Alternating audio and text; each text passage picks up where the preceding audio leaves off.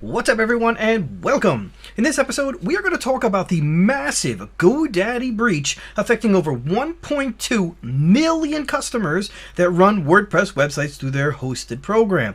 This breach allowed attackers to get SFTP credentials to upload all types of malicious code into WordPress websites.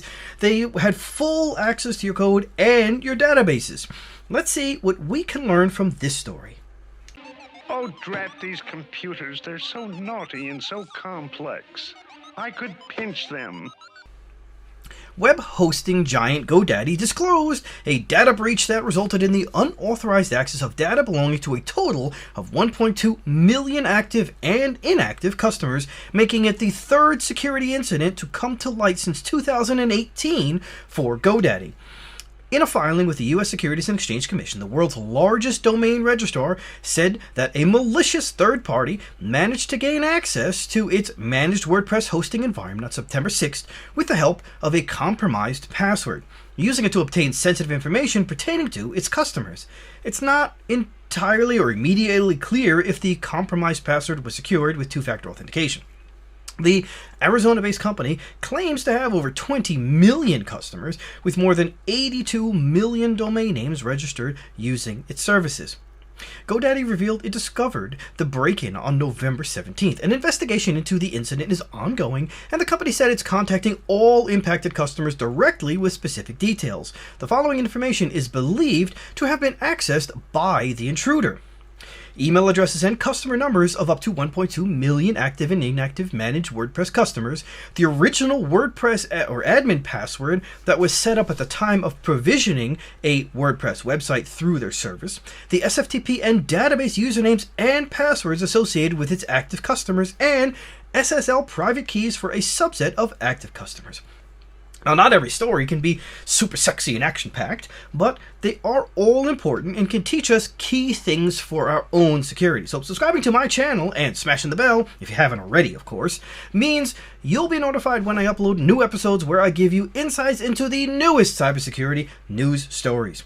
With my insights, you can be better prepared to protect yourself, your family, your company against these and other cyber attacks. So hit that subscribe button if you haven't already, and let's continue learning about this story together. So GoDaddy said it's in the process of issuing and installing new certificates for the impacted customers. As a precautionary measure, the company also stated it has reset the affected passwords and it's bolstering its provisioning system with added security protections. According to WordPress CEO Mark Maunder, GoDaddy stored SFTP passwords in such a way that the plain text versions of the passwords could be retrieved rather than storing salted hashes of these passwords or providing public key authentication, which are both industry best practices. While data breaches are no longer a sporadic occurrence, the exposure of email addresses and passwords presents risk of phishing attacks, not to mention enable the attackers to breach the vulnerable WordPress sites to upload malware and access other personally identifiable information stored in them. On sites where the SSL private key was exposed, it could be possible for an attacker to decrypt traffic using the stolen SSL private key, provided they could successfully perform a man-in-the-middle attack that intercepts the encrypted traffic between a site visitor and an affected site, Maunder said.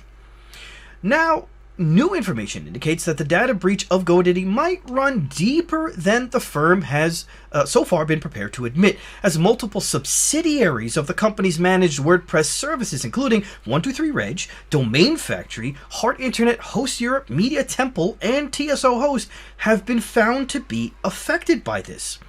GoDaddy told WordPress that a small number of active and inactive managed WordPress users at those brands were impacted, although it's unclear exactly how many additional users may have had their sensitive details exposed in the wake of the security incident. The company also disclosed a breach last year in May when it alerted some of its customers that an unauthorized party used their web hosting account credentials in October to connect to their hosting account via SSH. GoDaddy's security team discovered that incident after spotting an altered SSH file in GoDaddy's hosting environment and suspicious activity on a subset of GoDaddy's servers. In 2019, scammers also used hundreds of compromised GoDaddy accounts to create 15,000 subdomains, attempting to impersonate popular websites and redirect protected victims or potential victims to spam pages pushing snake oil products. Earlier in 2019, GoDaddy was found to inject JavaScript into U.S. customer sites without their knowledge, thus potentially rendering them inoperable or impacting their overall site performance. So, what can we learn? Now, if you have a GoDaddy hosted account, you need to pay particular attention. You should have already received notification from GoDaddy or one of its affiliates if your website or credentials were affected. You should follow their instructions for resetting passwords and any credentials for your systems, and ask them how they are scanning to ensure that your hosted site is not harboring anything malicious and potentially infecting your site's visitors. You should also be checking your website code and database yourself. This way, you can ensure no malicious code exists anywhere on your site. There are numerous ways to do this, so speak with your dev team to see how they would recommend performing this task in your specific case. Now, I know it's super easy and inexpensive to use a hosted service like GoDaddy, but the more our businesses become dependent on the internet, the more we need to ensure that our digital solutions represent our company's cybersecurity model. If you're implementing strict cybersecurity policies in the office and putting forth guidelines for email usage, device usage, etc., then you need to ask yourself if a hosted WordPress website is the right solution to match those security practices. Is there a more secure system, or is there a hosting environment that follows or allows for more flexibility for setting up security policies, matching your company's strategy?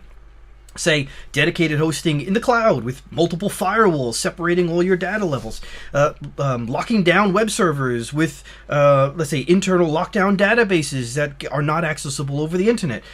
What encryption of data does your solution require? What kind of information are you storing? Are you storing like customer, personally identifiable information in your website or not? Are you storing credit card information? I hope not, but if you are, what encryption do you require for your solution? Does GoDaddy's hosting solution even provide enough encryption or enough security for the data that you're hosting there? Now, all of these are things you need to consider when selecting your hosting solution. Using price, let's say, as the sole metric can lead to you being victim to these kinds of situations, like the 1.2 million GoDaddy customers who are currently affected and what they're facing.